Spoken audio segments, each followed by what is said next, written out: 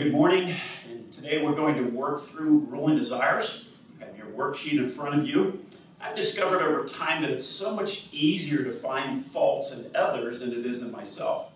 So this worksheet that's in front of you is designed to help you to see more clearly the desires that rule us before we look at the desires that rule others. So just take this sheet and we're going to work through the bottom half of it, these 12 individuals, all from the book of Genesis, who struggle with ruling desires, who, just like us, are ordinary people who want what we want.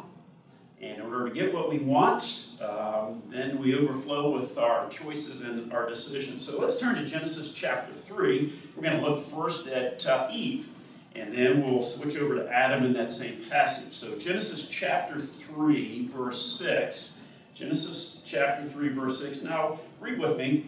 So when the woman saw that the tree was good for food, and that it was a delight to the eyes, and that the tree was to be desired to make one wise, she took of its fruit and ate.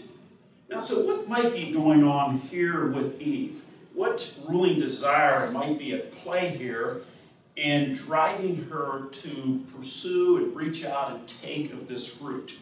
Well, the suggestion pretty strongly is that first is this matter of pleasure. The text even says that it pleased her. She wanted it. She desired it.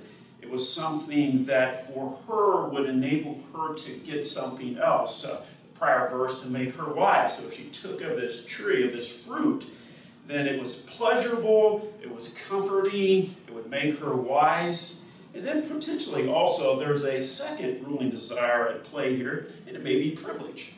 That she deserved it in her thinking and her doing, that this temptation by Satan to Eve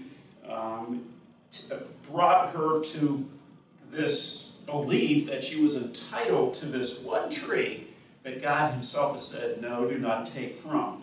So likely with Eve there is pleasure and there is privilege. There is pleasure and there is privilege.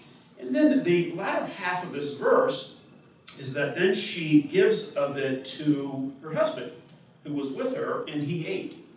And so there may even be a third ruling desire for Eve, and that's of perfection, to control, to take things into her own hands, and thus give to her husband this very fruit that God himself had said not to take from. So likely pleasure, privilege, even perfection, all wrapped together with Eve. Then we drop down to Adam in this one verse where he takes of the fruit from his wife. He doesn't even take it off the tree himself. He takes it from his wife. So what's ruling Adam at this moment? What might Adam want that is then overflowing in that he must have it? It has begun to rule him.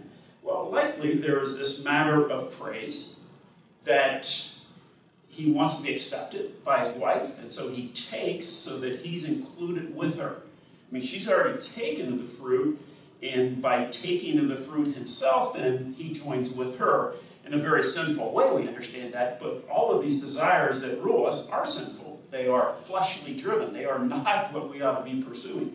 So likely there is this matter of praise that is ruling Adam. He wants what he wants. He wants to be accepted with his wife, and so he's willing to take that fruit, that sinful fruit, in order to be accepted by her. And then potentially also preservation. He takes of this fruit from her because, well, what might she think about him if he doesn't take the very fruit that she's already taken from? So likely there's this preservation, this desire to please people, to please his wife, even in a sinful way, but it is ruling him. And so praise, to be accepted by his wife, preservation, to please his wife, and both of these ruling desires are at play with Adam. We turn to the next chapter, Genesis chapter 4. We have the narrative of Cain and Abel.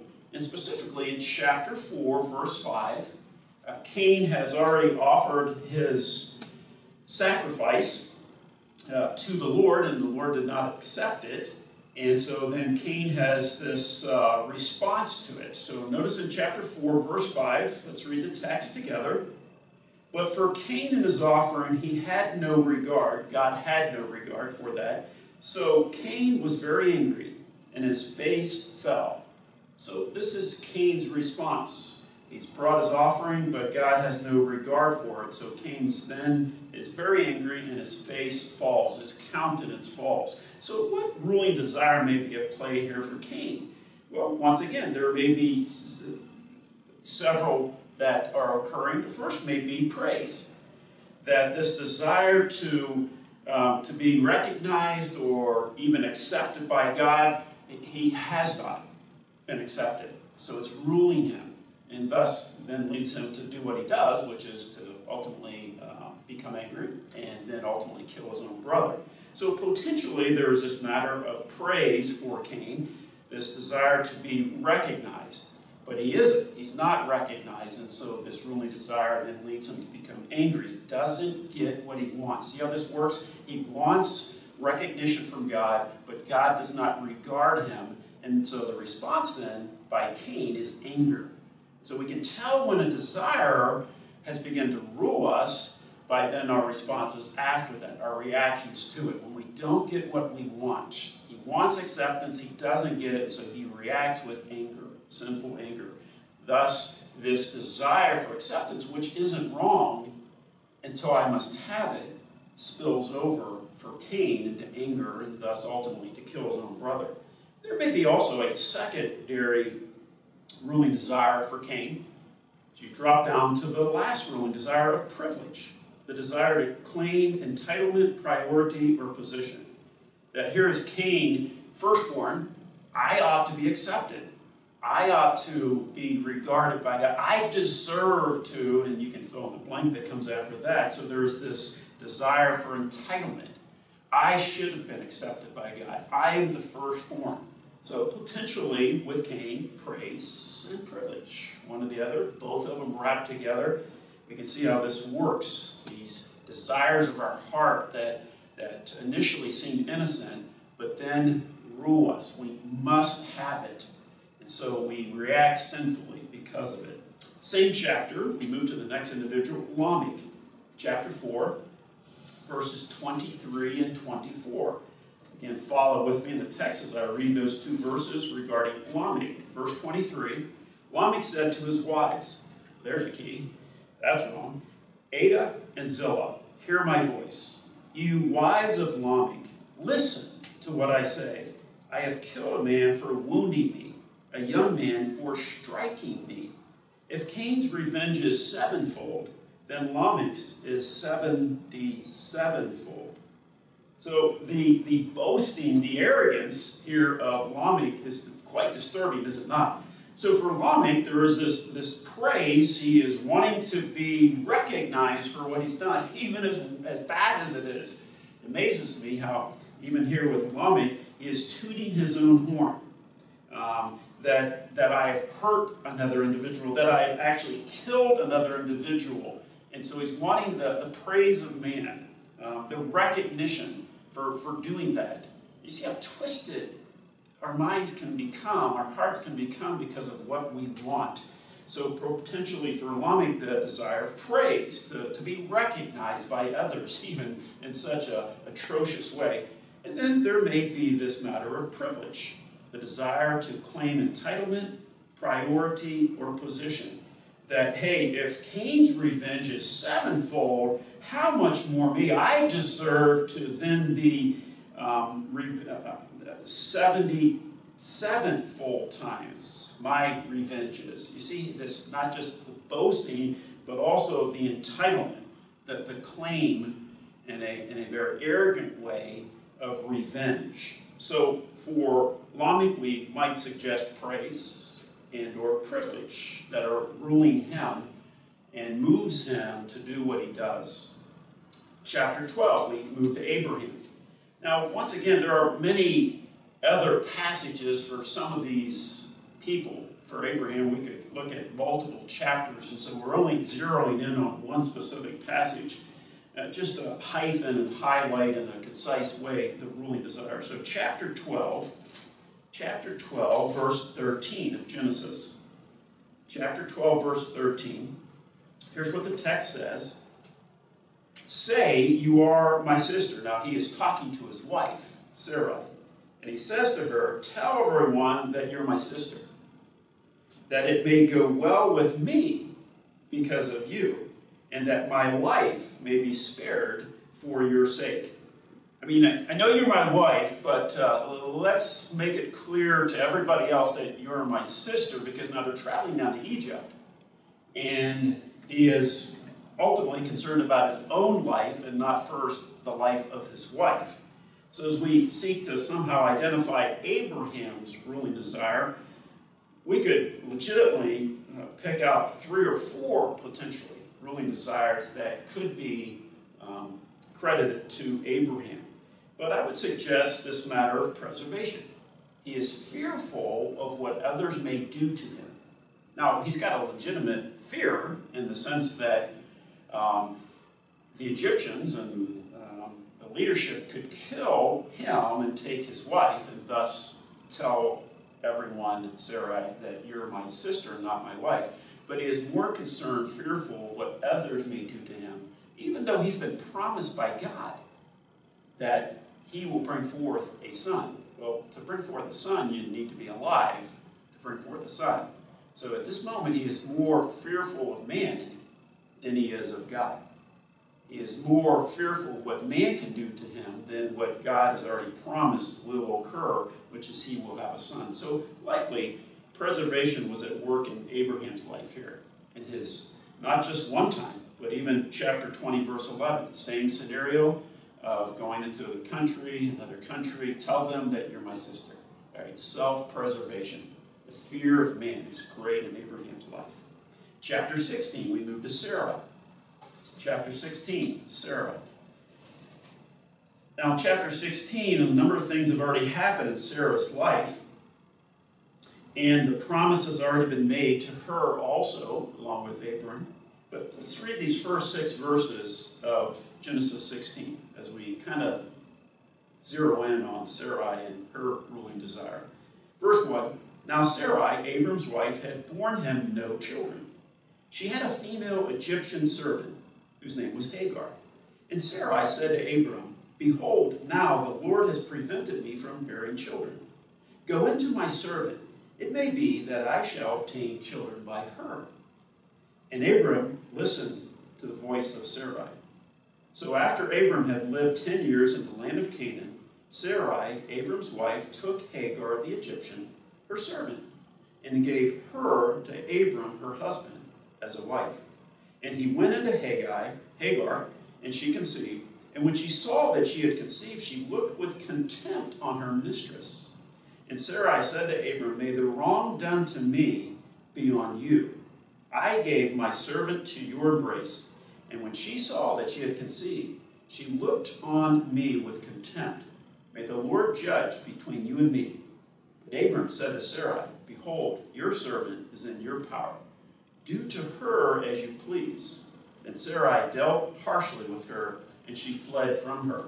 So here is the scenario of Sarai taking things into her own hands, and then when it happens, when the mistress becomes pregnant, and then there is this contempt taking place, and then she comes back to her husband and says, now you deal with this, and Abraham turns it back to Sarai, his wife, and says, no, you did take care of this. See this back and forth, this desire by Abram not to get involved. But for Sarai in this text, likely there is certainly perfection. She is taking things, trying to control the outcome. Well, maybe God intended the son to come forth through some other woman, even though that was not God's plan, was it? So there is perfection, the desire to control the outcome by Sarah, and then potentially praise. That this desire to receive recognition, respect, or acceptance from others. Let's face it, in a good way, in Bible times, a woman bringing forth children was a very important part of identity for the woman. And so without having this child, she was barren, in her thinking, she is not respected by society. And so now this desire to be respected by society, respected by her own husband, because how can she be respected if she has no children? Children are her identity. You see how this all wraps up and begins to rule someone. I must have children, which we'll see in a few moments with some other individual also in this book of Genesis. So for Sarah, definitely perfection, the desire to control, potentially perhaps also praise, the desire to receive recognition or respect, to be respected by society, by her husband. Then there is Lot, chapter 19. Lot's narrative is disturbing. Here is Lot, and he is hosting these angelic strangers. And in chapter 19, verses 4 through 8, the city comes out to see the strangers that Lot is hosting for the evening. So chapter 19 of Genesis, we'll start at verse 4. But before they lay down, the men of the city, the men of Sodom, both young and old, all the people to the last man, surrounded the house. So they are surrounding the house. The men of Sodom are surrounding Lot's house. And they called to Lot, "Where are the men who came to you tonight? Bring them out to us, that we may know them." Lot went out to the men at the entrance, shut the door after him, and said, "I beg you, my brothers, do not act so wickedly. Behold, I have 2 daughters who have not known any man. Let me bring them out to you, and do to them as you please. Only do nothing to these men, for they have come under the shelter of my roof." So here is Lot, and he is committed to protecting these strangers, these angelic messengers, but at the expense of offering up his own daughters. Now, I trust that none of us can identify with that. That is just an atrocity beyond measure. It's unthinkable. But if we get to the heart of the matter, the desire that's ruling Lot, what is Lot wanting? What is he wanting that he's willing then to offer his own daughters, who are virgins, to these men to sexually exploit? I would suggest to you that the ruling desire for Lot may very well be peace. Lot doesn't want to be bothered. Lot doesn't want to be inconvenienced. Lot wants to handle the situation as quickly as possible to get back to the angelic strangers. He's not even thinking properly. Obviously, sin never allows one to think properly. So what is Lot wanting? I would suggest to you the desire to experience conflict-free living or convenience. I don't want to be bothered by this crowd. What's the quickest way to get this commotion taken care of? I'll give them my daughters. Again, that is not even near right thinking. But this desire for peace has ruled Lot, and he is willing to do anything in order to keep the peace, in order to alleviate this commotion, this crowd that's in front of him. You see how just these desires, some may be subtle, but some become so blatant. Seriously, for Lot, this desire for peace has ruled him, extremely ruled him. And then we have Esau, chapter 25. Chapter 25, verse 29. Esau, the brother of Jacob. So chapter 25, verse 29. Jacob comes in, and we'll see the scenario from his hunting expedition. We pick it up in verse 29 of chapter 25. Once, when Jacob was cooking stew, Esau, the brother, came in from the field, and he was exhausted. And Esau said to Jacob, "Let me eat some of that red stew, for I am exhausted." Therefore his name was called Edom. Jacob said, "Sell me your birthright now." Esau said, "I am about to die. Of what use is a birthright to me?" So here is Esau, famished, as the teenagers say, "I'm starving to death." Esau coming in from the field, and he's starving, and he sees this pot of stew that his brother is making, and he wants some, and his brother says to him, "Only if you give me your birthright." Now, for Esau in this particular passage, what is Esau wanting more than anything? Well, he's wanting to pleasure. He's wanting to to be comforted in his stomach. He is starving. He wants this so that he can no longer be hungry. So potentially there is this ruling desire of pleasure to achieve this comforting food, comfort food, right? And then also perhaps peace, that he wants this situation to be over with. He wants his inconvenience of being hungry to be fulfilled with this pot of stew, and so he's willing to do anything at the moment, even to sell his birthright, to give his birthright to his brother. All right, I'll do whatever it is just to get what I want. I don't want to be bothered anymore. Just here, take this, so I can move beyond this annoyance that you're asking of me for a birthright, and I can have what I want. Just give it to me now, not later. See how peace may be ruling Esau at this moment. This wanting to no longer be inconvenienced any longer of being hungry. Chapter 26, Isaac. Chapter 26, verse 6. Now this may sound familiar. So Isaac settled in Gerar. When the men of the place asked him about his wife, he said, "She is my sister." For he feared to say, "my wife," thinking lest the men of the place should kill me because of Rebekah, because she was attractive in appearance. Now this isn't too difficult for any of us at this moment, as to thinking what's ruling with Isaac. Certainly there is the matter of preservation, that these people are going to kill me. And so the fear of man, of what they may do to him. Now, again, it may be very real, but at that moment, the fear of man is greater than the fear of God.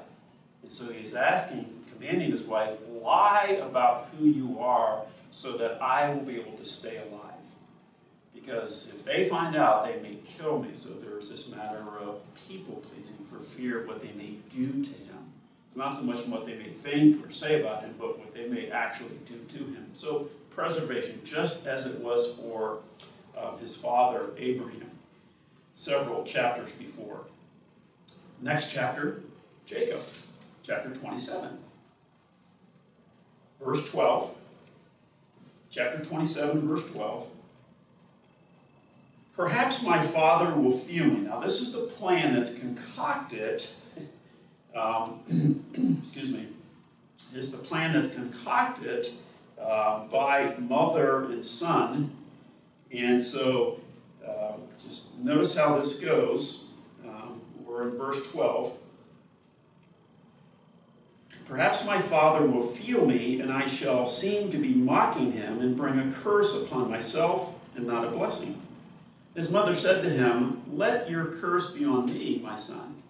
Only obey my voice and go, bring them to me." So he went and took them and brought them to his mother, and his mother prepared delicious food, such as his father loved. So there's this way that they're trying to get to the heart of the father through the son and the cooking of the mother. All this wrapping itself together. So what ruling desire may be at play for Jacob here? Well, it would seem to be people-pleasing. I want to do what mom tells me to do. I want to, because she may think less of me if I don't obey, if I don't do what she wants me to do, even though it may be wrong. And in this particular case, it is wrong. And so this plan that the mother concocts for her son as he approaches his dad, the son is doing it because of what others may think. In this particular case, what his mom may think if he doesn't do it, even though doing this is deceptive to his father. So likely for Jacob here, there is preservation. And there also is likely praise. There is preservation in the sense of the fear of what others may think about him, his mom, and there is also this matter of praise, to be accepted by his father, to be even accepted by his mother. So praise, preservation, either one of those two could be at work here for Jacob and what's ruling him. We come to Rachel. Rachel, chapter 30. It's a rather lengthy passage, but I'll only read parts of the first 8 verses. So chapter 30, verse 1. When Rachel saw that she bore Jacob no children, she envied her sister. She said to Jacob, "Give me children, or I shall die." Jacob's anger was kindled against Rachel, and he said, "Am I in the place of God, who has withheld from you the fruit of the womb?" And so then this is the plan. Once again, Rachel says, "Well, I'll give you my maidservant, and maybe it's going to happen through her.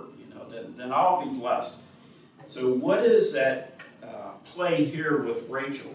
Number one, perfection. She takes things into her own hands. She gives her own maidservant to her husband to conceive and bring forth children because she cannot. Again, that's wrong. It's sinful. It's not God's plan. But when desire rule us, we do fleshly, sinful, wicked, evil things. And so perfection for Rachel, taking things into her own hands, but I would suggest even more stronger, her ruling desire is praise. That this desire to be recognized by her husband. I mean, she says to her husband, "Give me children or I die." I mean, that's a strong admonition. That if I don't have children, I might as well be dead. That without children, I'm not going to be accepted by society. I'm not going to be loved by you. And even though her husband has said to her on numerous occasions, "I love you," even without children, "I love you." But in her thinking, he truly hasn't accepted me if I don't have children. So this desire for children has ruled her even to the point of giving her maidservant to her own husband to bring forth children. So praise, perfection. And then we come to Judah, chapter 38. Chapter 38, verses 1 and 2, and then we'll drop down to verses 15 and 16. So Judah, Genesis chapter 38, verse 1, "It happened at that time that Judah went down from his brothers and turned aside to a certain Adonamite, whose name was Hira. There Judah saw the daughter of a certain Canaanite, whose name was Shua. He took her and went into her." Now, what is driving this man, Judah? Well, hard not to see, it's pleasure. He wants what he wants. He wants to be pleasured. He desires to be comforted. And then to verse 15 of the same chapter. When Judah saw her, he sees this prostitute, which ends up being his own daughter, or a daughter-in-law. When Judah saw her, he thought she was a prostitute, for she had covered her face. He turned to her at the roadside and said, "Come, let me come into you." For he did not know that she was his daughter-in-law. She said, "What will you give me, that you may come into me?" Once again, this desire for pleasure. He wants what he wants. It doesn't matter the cost. It doesn't matter who he has sexual relations with. Even though it's not God's plan, it's outside of God's will. Sex outside of marriage is not God's plan. Yet he takes things into his own hands. So certainly pleasure and also perfection, control. Doing it his way. Achieving what he wants. And so controlling others. This prostitute, the outcome, he gets what he wants. He gets to be pleasured. So perfection likely then moving to the pleasure of he wants what he wants, and so he's willing to do it for no matter the cost. Now, I'm hoping that you're seeing this reality of ruling desires, that it's everywhere, that it's on the initial pages of the Bible, that here are 12, and we didn't pick all of the individuals in the book of Genesis, but here are 12 individuals that struggle with desires that rule them. And that's the key issue. It's the matter of the heart. I want what I want. So because of what I want, then I will do what I want to do. I will say what I want to say, and I will think what I want to think. So as we look into the mirror, as we examine our own hearts, we can't settle for the overflow, for the fruit in our tree, for what other people see in our life, and even what we see in our life, the reactions to life, the responses to life. those are important, but that's not the real issue. We must move back to the matter of the heart and look into the heart and consider the root in the ground and not the fruit above the ground. So to help us kind of think through this, I want to turn you back to the beginning pages of Genesis once again. So Genesis chapter 3, verse 6. Genesis chapter 3, verse 6. And I am certain that one of the number one factor that blinds us to us is pride. That the number one factor that doesn't enable us to truly see the real us is pride. It blinds us to us. We all have blind spots in our life, do we not? And pride can sneak in there and blind us to the reality of who we truly are. So in Genesis chapter 3, I want you to see this. I want you to see that there's a connection going on here with pride and something else. So chapter 3, verse 6. Chapter 3, verse 6. We read it before. Let's read it again. So when the woman saw that the tree was good for food, that it was a delight to the eyes, and that the tree was to be desired to make one wise, she took of its fruit and ate. And she also gave some to her husband who was with her, and he ate. So now there are three responses at play here. I want you to take note of this. I'm going to write this on the board. There is this tree that is good. So I'll kind of keep this a little shorter. So she sees the tree and that it's good. Okay? She sees this tree and she sees that it is good. Secondly, it is pleasant to the eyes. Pleasant to the eyes. And then thirdly, and this is where we get to the first ruling desire in the Bible, and it's a tree that's desirable. Okay, there's our key word, desirable. This first use of desire, a ruling desire in the Bible. So this is a tree desirable to make one wise. Now, interesting commentary on this is you turn then and compare this passage with how John responds to it thousands of years later. So let's go to one of the last books of the Bible, 1 John, and put these two passages beside each other. Some of you have done this in your own private study. 1 John chapter 2. 1 John chapter 2. We're going to look at verse 16. We're going to put these passages side by side because in 1 John 2, verse 16, John is looking back to the garden. He's looking back to the scene, the scenario of Eve, Adam, taking from the tree that God commanded them not to take from. Now notice how John words this scenario, this scene of the garden. Chapter 2, verse 16. For all that is in the world, the desires of the flesh, the desires of the eyes, and the pride of life. Now, so John succinctly puts this narrative of the garden into three short statements. He says, number one, notice what he says first, that all the things of the world, the desire of the flesh. Okay, so we have the desire of the flesh. Okay, then we have the desire of the eyes, what we see. And then thirdly, John says it this way, we have then the pride of life.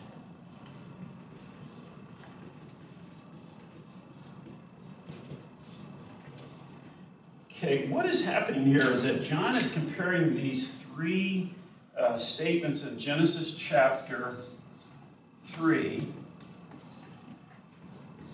and what he writes in 2:16.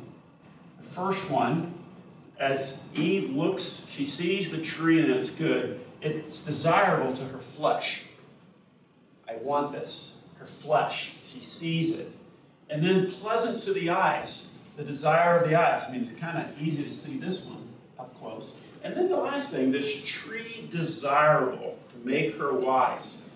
And I would suggest that John is comparing these two and putting these two together. And specifically, that pride hitches its wagon with desire. That whenever we consider ruling desires, pride is right there with it. So that pride and desire really do accompany each other. It's almost like a marriage. It's a bad marriage for sure. But pride of life and desires that rule us, they go hand in hand. It's not a good thing here. And so it's no wonder that God resists the proud, but he gives grace to the humble. And interestingly enough, in a passage that we looked at before, if you look over at James chapter 1, 14 and 15. It's one of our key verses in this study on ruling desires. So flip over a few books to James chapter 1. And James comments on this digression that all of us experience. So James 1, verse 14. James 1, verse 14. Each person is tempted when he is lured and enticed by his own desire. Then when desire, when it is conceived, gives birth to sin, and sin, when it is fully grown, brings forth death. And we've looked at this before. It all ends in death. What leads directly to death? Sin. Sin leads directly to death. But what leads to sin? Desire. Desire leads to sin, which leads to death. And this word that James uses for desire is the same Greek word that John uses twice. So you see all of this connection of desire and pride fixing itself together. So that wherever desires that rule us are occurring, pride is hitching its wagon there also. So here is James, that it all comes back to desire. That we must look behind the act of sin, the words of sin, even our sinful thoughts, to the desire behind it. And John then comes along and says the same thing, desire. Epithumeo is that Greek word. And all rooted in this matter of pride. That our ruling desires are often in the soil of pride. That pride confuses us. That pride blinds us. Puts those, just covers our eyes in a sense that we really aren't willing, sometimes not wanting, to see our ruling desires. But when we peel back the layers of the heart, we see these desires underneath. So as we examine our lives, before we examine other people's lives, we must first look in the mirror.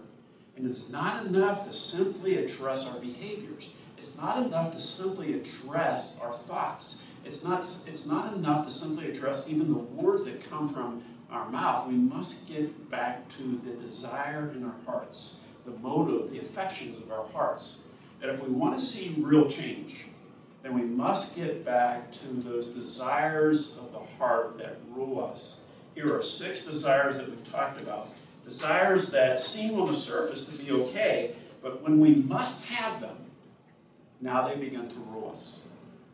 And we'll know they're ruling us because we either sin in order to get that desire, that ruling desire for control or praise or peace, or we sin because we haven't got one of those or 2 of those desires, those ruling desires.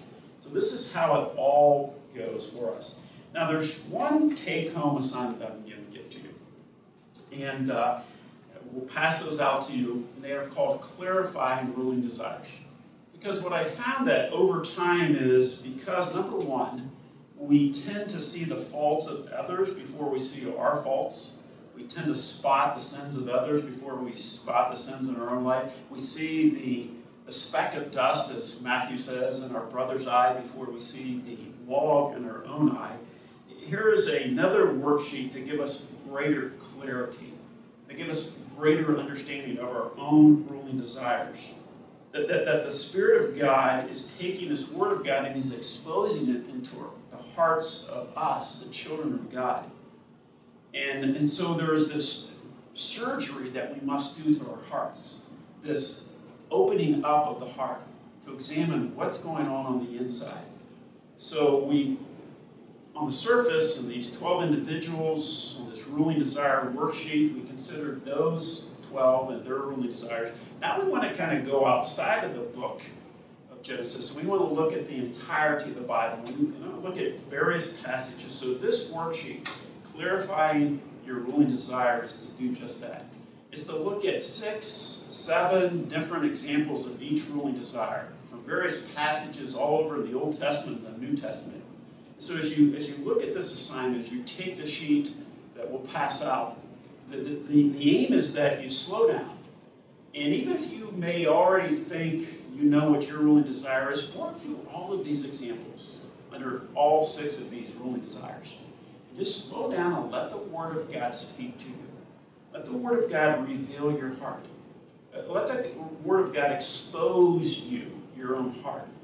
And so when you're done with these, with this worksheet on both sides of clarifying your ruling desire, what I want you to do is think about now which ones of these verses, of these individuals spoke to me greater. Which one of these examples do I identify with the most?